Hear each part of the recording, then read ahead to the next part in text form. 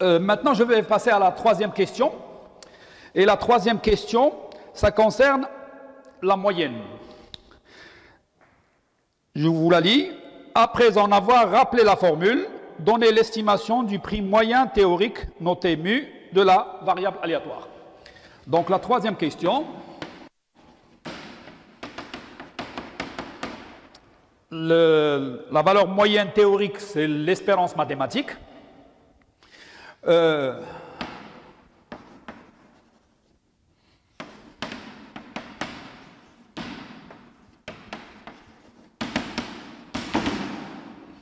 Pour estimer la moyenne théorique, on utilise la moyenne arithmétique calculée sur notre échantillon. Ici, comme les données de base sont sous forme d'intervalle, automatiquement, la moyenne arithmétique va être calculée avec la formule qui contient les centres des classes. Parce que nous avons considéré que toutes les valeurs qui sont dans une classe vont se mettre à l'intérieur, au milieu de cet intervalle-là, c'est-à-dire au niveau du centre. On ne les connaît pas, les valeurs. Elles sont dispersées au niveau de l'intervalle, mais pour avancer dans nos calculs, on suppose que toutes ces valeurs-là sont concentrées au niveau du centre de la classe. Ça, c'est l'idée de base. Donc,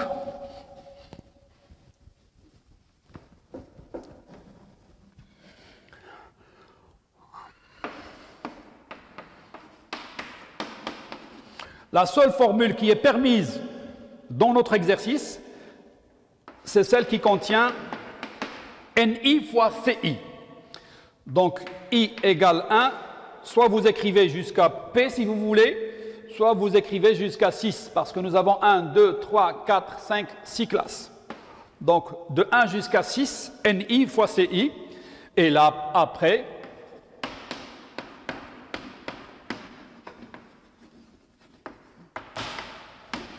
vous regardez la calculatrice. Vous ne devez pas faire les calculs manuellement. Vous devez utiliser votre calculatrice en mode statistique. Vous l'avez en choisissant le mode, etc. Donc, j'ai rentré les données. Faites attention. Hein. Vous devez vous entraîner à utiliser vos propres calculatrices. C'est très important pour l'examen et pour autre chose même. Vous avez une calculatrice en mode statistique. Ça serait dommage de ne pas l'utiliser pour pouvoir faire des calculs et ne pas faire des calculs manuellement, ça prend beaucoup de temps. Mais ce qui prend beaucoup de temps ici, c'est rentrer les données dans la calculatrice. Moi, je l'ai déjà fait, hein, j'ai rentré mes données. J'espère que je ne me suis pas trompé au niveau écriture. Après, une fois rentrées toutes les données, j'essaie de regarder Shift 1, c'est-à-dire les données sur la variable statistique que je suis en train d'étudier. Et puis après 4, parce que je veux regarder les caractéristiques de ma variable aléatoire. Et le 2, c'est là où il y a la moyenne. Ça nous donne 49,55 dirhams. Voilà. Donc, il n'y a aucune difficulté à ce niveau-là. La quatrième question,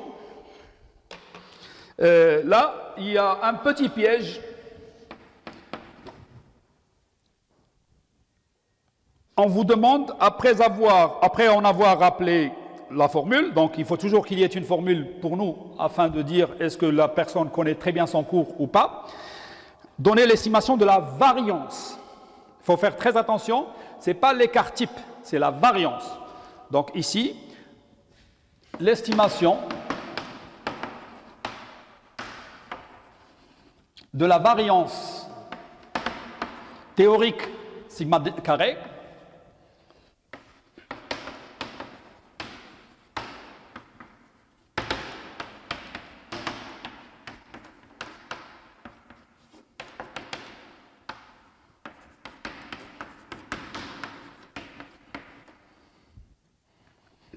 c'est la formule 1 sur n-1, somme de i égale 1 jusqu'à 6, ou bien jusqu'à p, ce que vous voulez, il n'y a pas de problème à ce niveau-là. ni, facteur de ci moins x bar au carré. Avec x bar, c'est la moyenne arithmétique que vous avez déjà calculée, et le ci, c'est le centre de classe. Donc là aussi, calculatrice, je vais Shift 1, var, et puis 4. Parce que nous avons vu que sur la calculatrice, il y a deux écarts-types. Il y a l'écart-type avec le n ici, et il y a l'écart-type avec n-1. Et quand nous sommes dans une situation d'estimation, le 1 sur n-1 est meilleur. Donc automatiquement, quand on fait des études des statistiques, surtout de la statistique inférentielle, il vaut mieux utiliser le meilleur estimateur. Et le meilleur estimateur pour la variance, c'est exactement le S' carré, qui est le 1 sur n-1, etc.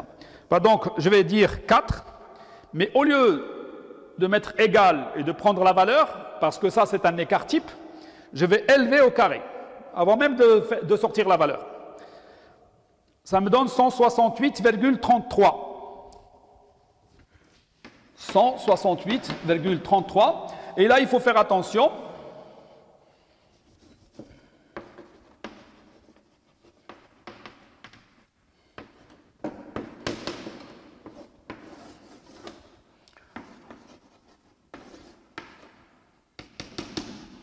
Il ne faut pas dire dirham, il faut dire dirham au carré. Parce que nous parlons de la variance. Et l'unité de mesure de la variance, c'est le carré de celle du x. Donc, ce n'est pas en dirham, c'est en dirham au carré.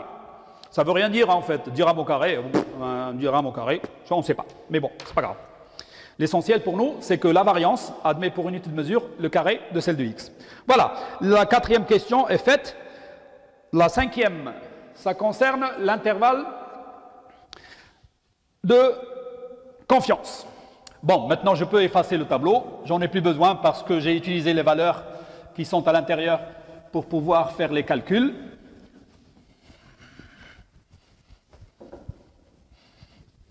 Et on va essayer de regarder comment répondre à la cinquième question.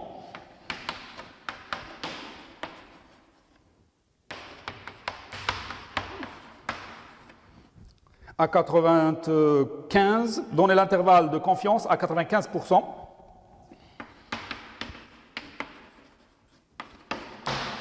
Pour mu. Bon, pour l'estimation par intervalle de confiance, nous utilisons des lois d'échantillonnage.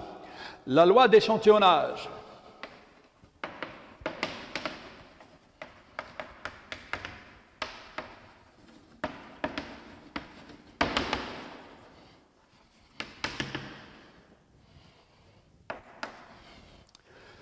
nous sommes dans une situation où l'écart type est inconnu parce qu'on l'a estimé par S'. Et donc, automatiquement, d'ailleurs, je vais en profiter pour réécrire ici le S'.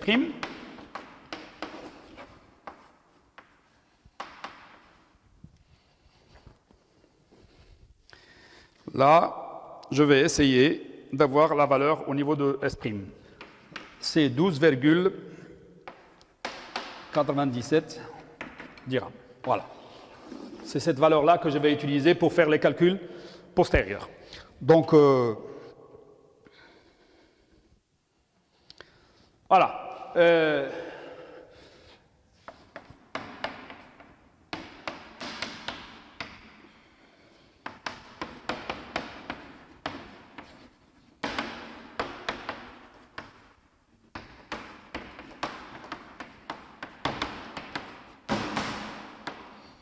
Voilà, c'est cette loi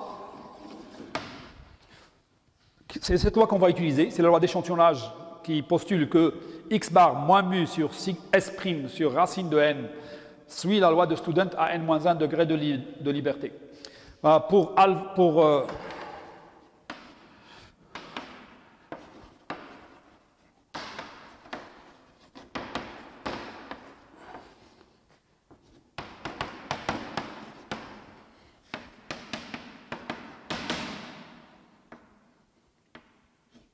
Et le degré de liberté ici, c'est 121 moins 1, donc ça fait 120.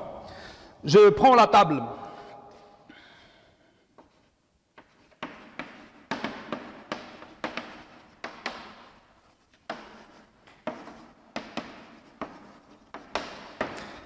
Ici, ça dépend des tables que nous avons, Mais la table que vous avez en page 63, si vous regardez les degrés de liberté, vous avez 100 et puis vous passez à 200 directement. Enfin, ça, c'est un petit problème parce qu'il y a des tables où il y a la ligne 120. Pour n égale 120, on l'a. C'est pour ça d'ailleurs que j'avais posé peut-être cet examen-là, parce que les tables, au fur et à mesure des années, je prends des tables plus ou moins selon les livres que je consulte. Et il y a des fois où il y a le n qui correspond, le n-1 qui correspond, et des fois il n'y est pas. Enfin ici, il n'y est pas. On va prendre le plus proche.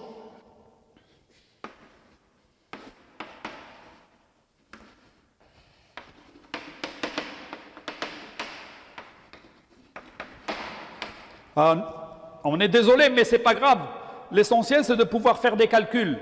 Et ce sont des valeurs qui sont relativement proches. Ce n'est pas un problème à ce niveau-là.